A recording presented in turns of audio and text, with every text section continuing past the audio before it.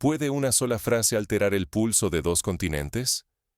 Imagina un escenario sin misiles, sin ejércitos en marcha, sin tratados firmados en tinta dorada, ni discursos interminables en salones de mármol. Imagina, en cambio, que todo comienza con una simple cuenta regresiva de 48 horas y una orden clara. Pide disculpas o enfrenta las consecuencias. No hay disparos. Solo palabras y la presión invisible de la historia.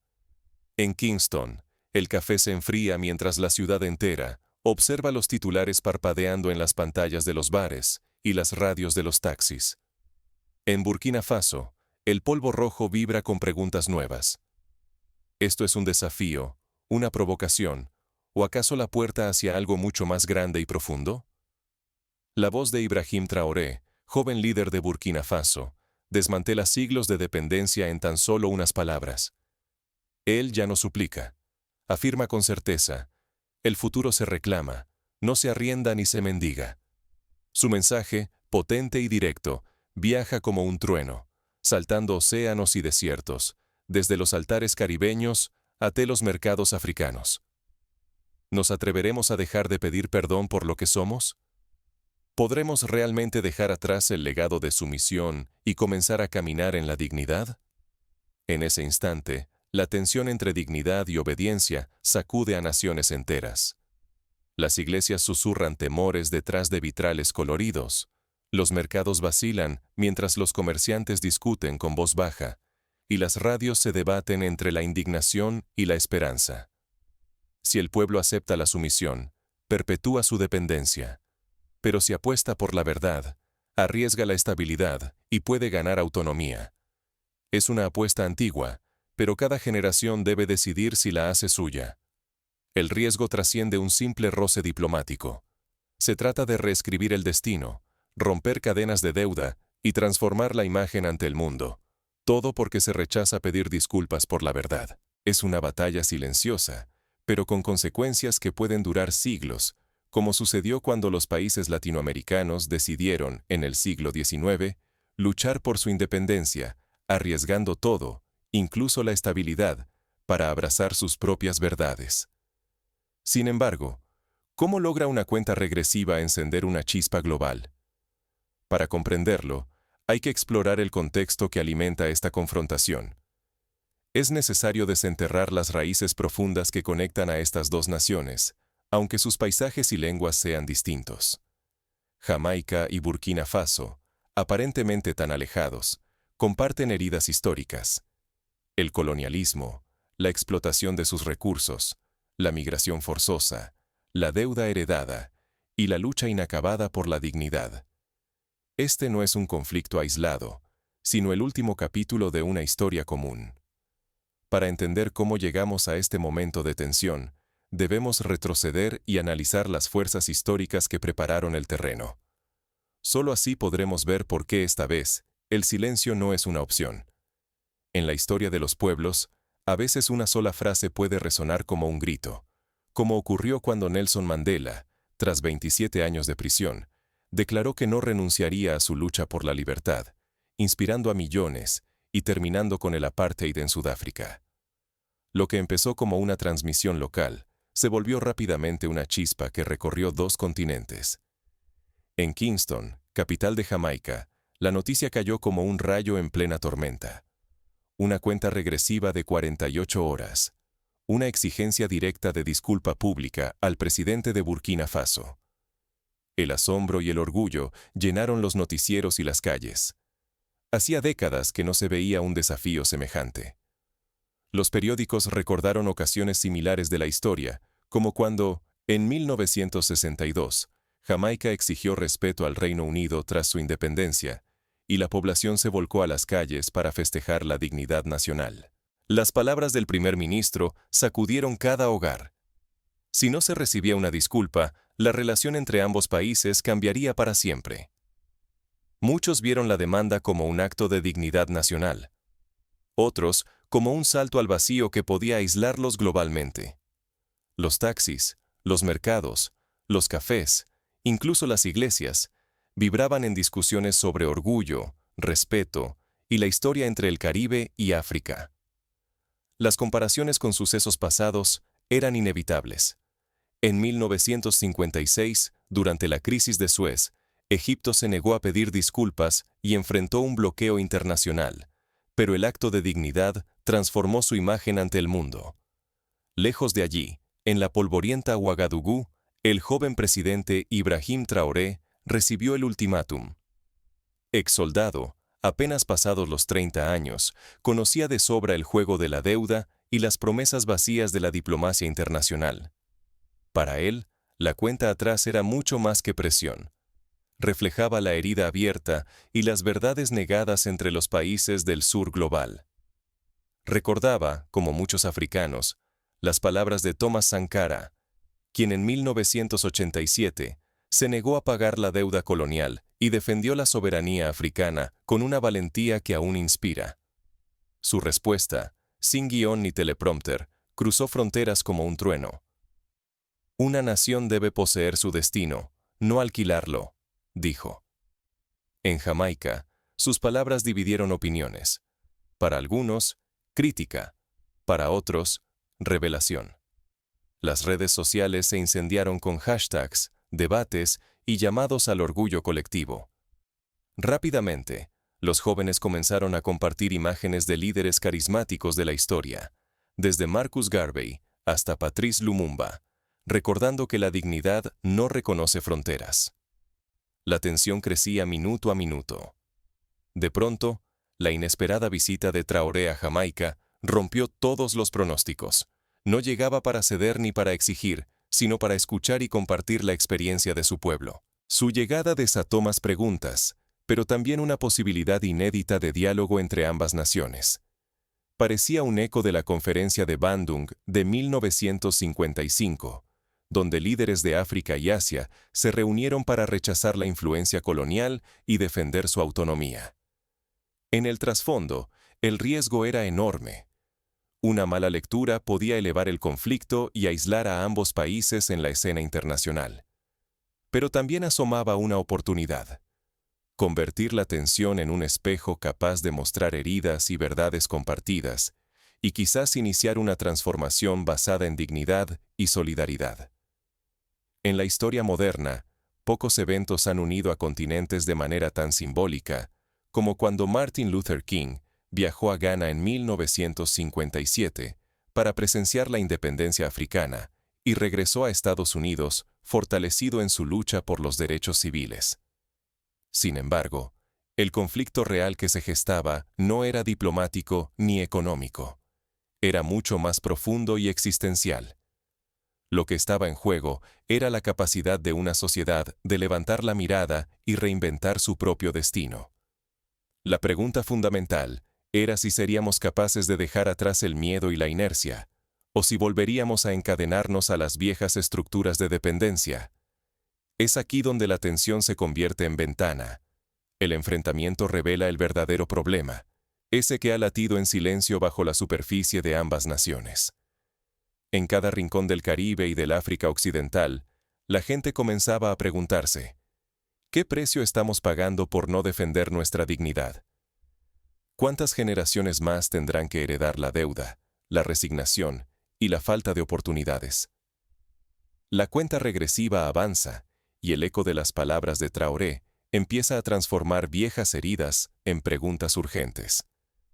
Pronto, la presión alcanza a quienes menos esperaban verse envueltos en la tormenta.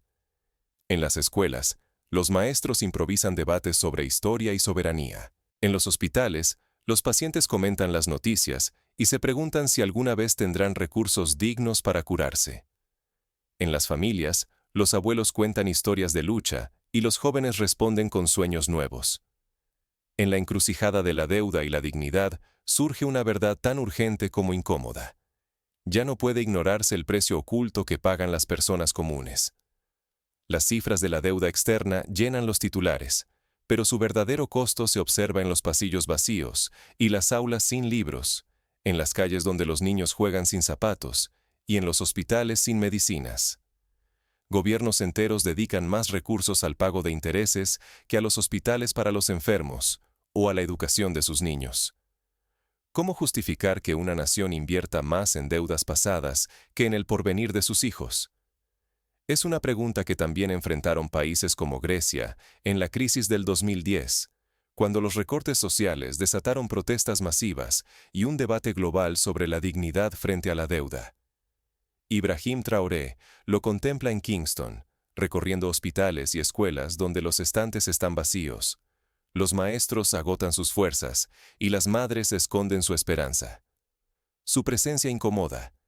No viene a exigir ni a suplicar, sino a evidenciar el costo invisible de la dependencia financiera.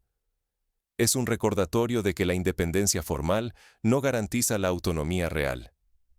Como sucedió en India tras la independencia, cuando el país tuvo que reinventar su economía y su identidad tras siglos de colonialismo británico. De sala en sala, su mensaje se cristaliza. El liderazgo auténtico no se mide por la fuerza, sino por el servicio. No se trata de dominar ni de rendirse, sino de atreverse a ser autosuficientes. La independencia real no se proclama, se construye, día a día, con la capacidad de sostenerse sin cadenas externas. Una lección que aprendieron los países nórdicos al invertir, tras la Segunda Guerra Mundial, en educación y salud pública, logrando así una autonomía sólida y una sociedad equitativa. Una simple frase suya: la honestidad no necesita disculpas. Empieza como un susurro en redes sociales, avanza a carteles improvisados, y pronto se convierte en el clamor colectivo. La consigna se vuelve viral, desafiando siglos de silencio impuesto y miedo heredado. En las calles, los jóvenes pintan murales con la frase, los músicos la repiten en canciones, y los activistas la imprimen en camisetas.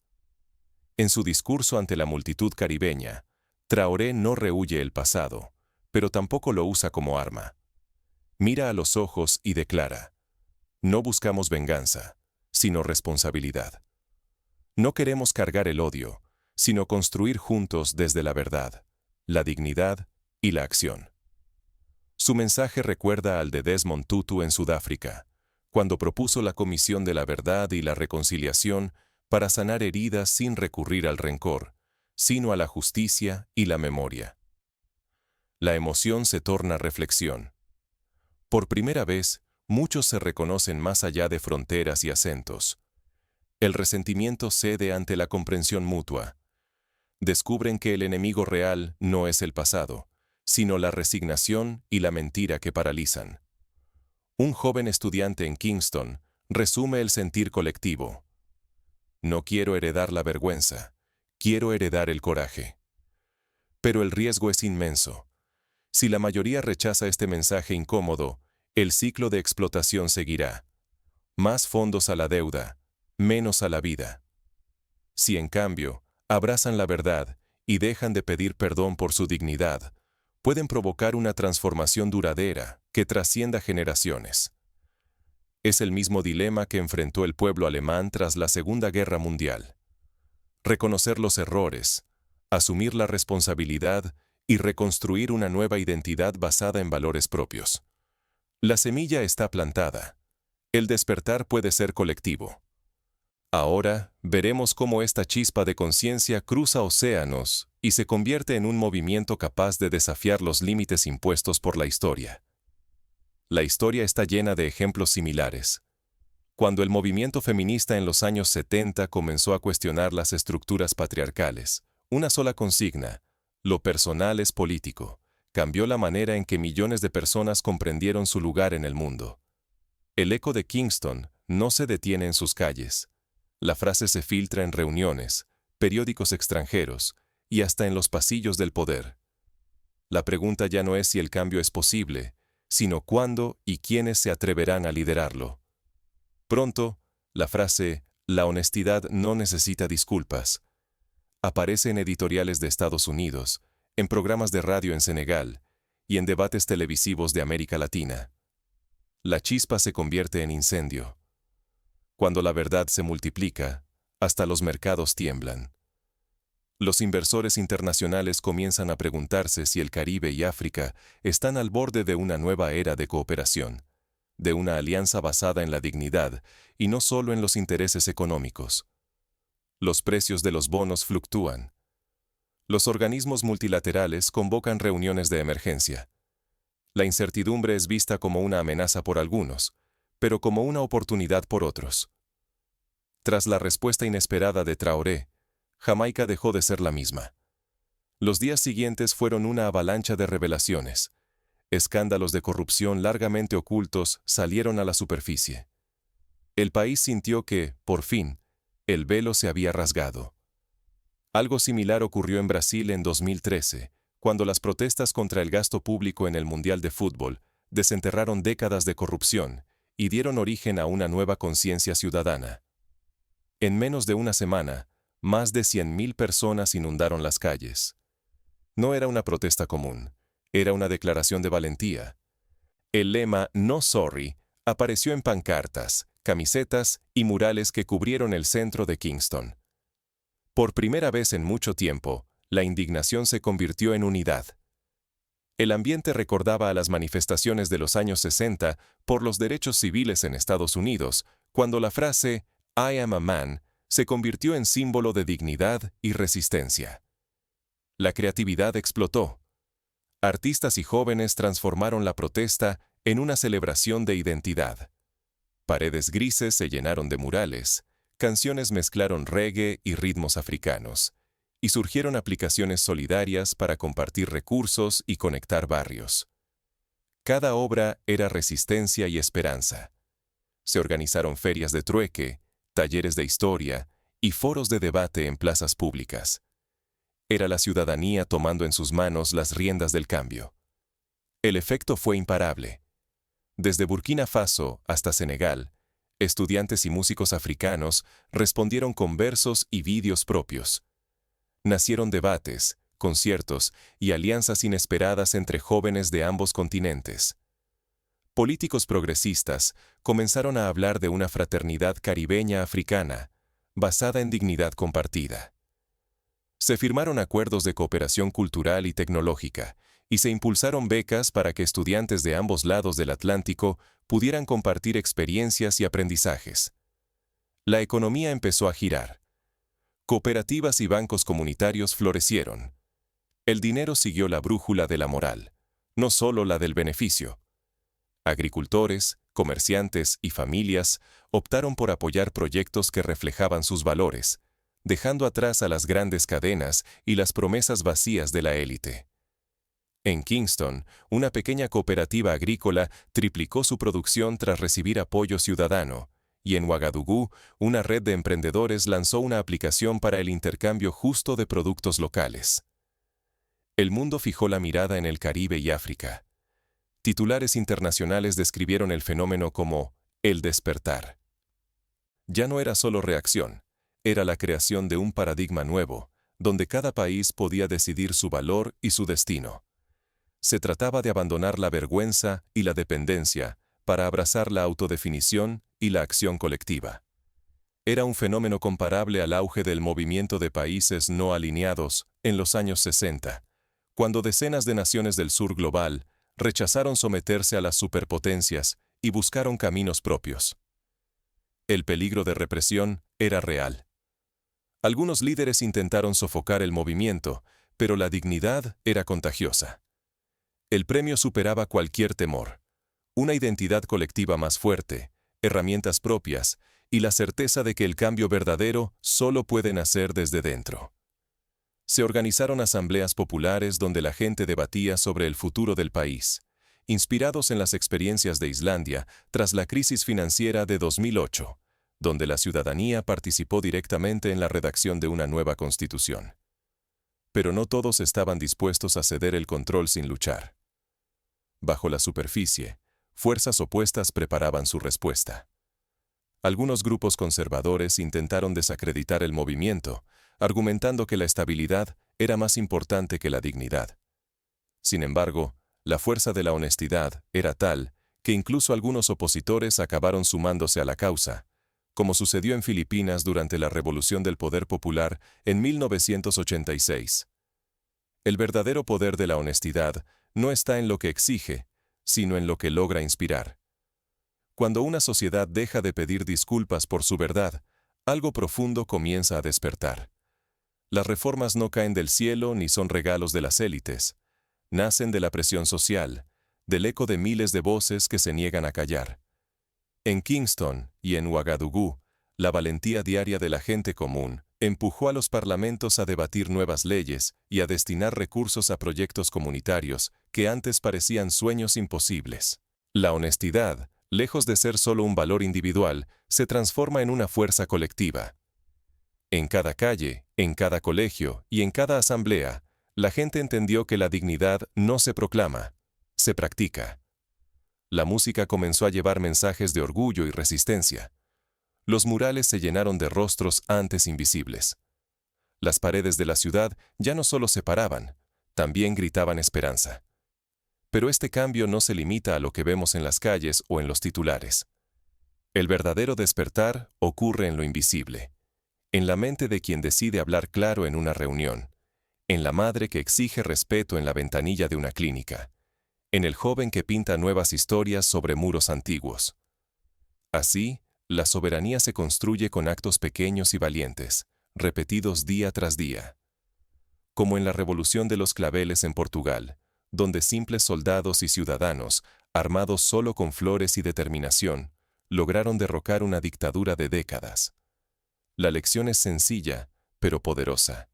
El futuro no se hereda, se conquista.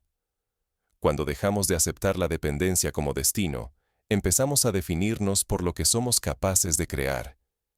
Eso exige autocrítica constante, pero también un orgullo legítimo.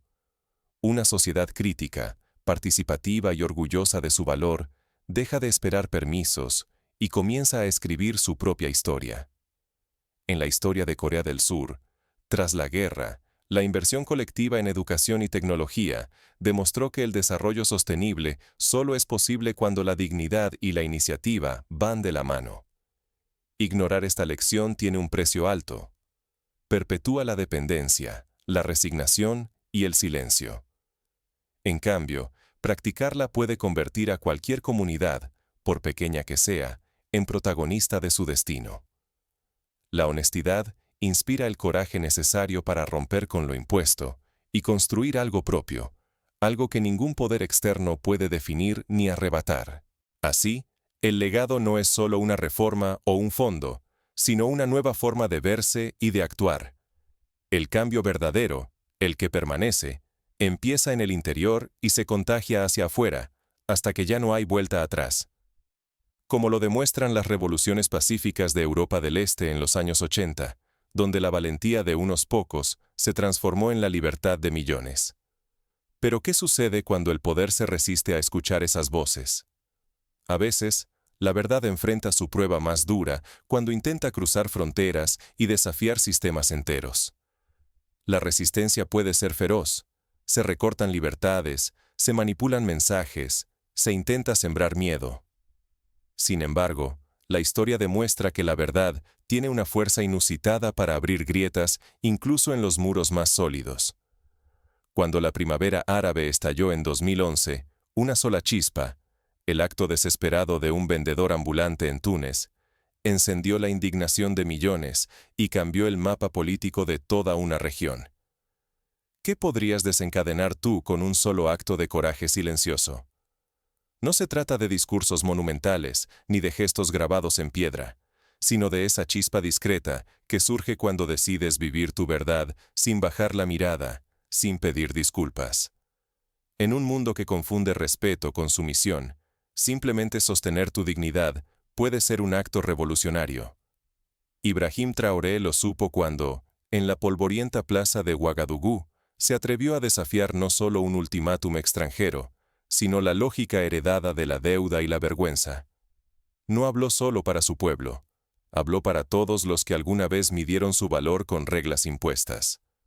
Nos recordó que una sola decisión honesta puede sacudir la conciencia de una nación entera y despertar las fibras dormidas de la dignidad colectiva. La verdadera oportunidad no está en los grandes palacios, sino en el interior de cada persona dispuesta a dejar de pedir perdón por existir. Cambiar el rumbo no requiere títulos ni micrófonos, solo la determinación de no agachar la cabeza ante la injusticia. Porque el poder real no lo tienen los trajes ni los despachos, sino quienes deciden vivir su verdad y contagiarla.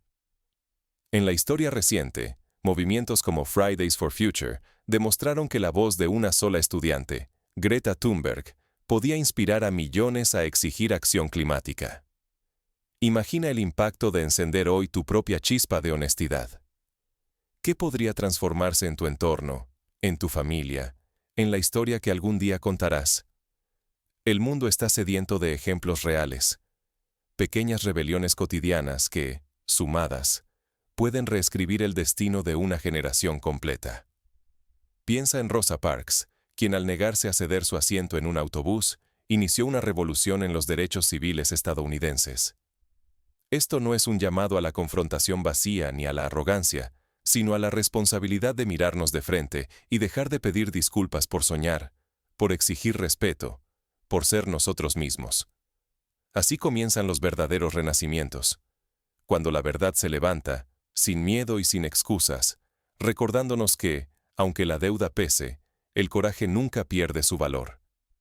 La historia está llena de ejemplos. La caída del muro de Berlín en 1989 fue posible porque miles de personas, día a día, eligieron la verdad frente al miedo.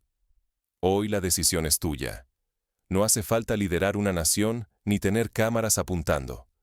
Basta con un acto, una palabra, una negativa serena a seguir pidiendo permiso. Cada vez que eliges la honestidad sobre la comodidad, abres una puerta para que otros se atrevan también. Una chispa enciende otra, y así el fuego de la dignidad se transforma de sueño en realidad palpable. Cuando dejamos de disculparnos por nuestra verdad, el mundo ya no puede ignorarnos. Hoy puede ser el principio de ese cambio. La historia demuestra que el coraje es contagioso. Basta una voz, una chispa, para iluminar caminos antes cerrados. Que esta historia inspire tu próxima decisión, porque el futuro se construye con actos de dignidad, uno tras otro, hasta que la verdad deja de ser una excepción y se convierte en norma. No olvides, la honestidad no necesita disculpas. El cambio empieza cuando decides vivir tu verdad.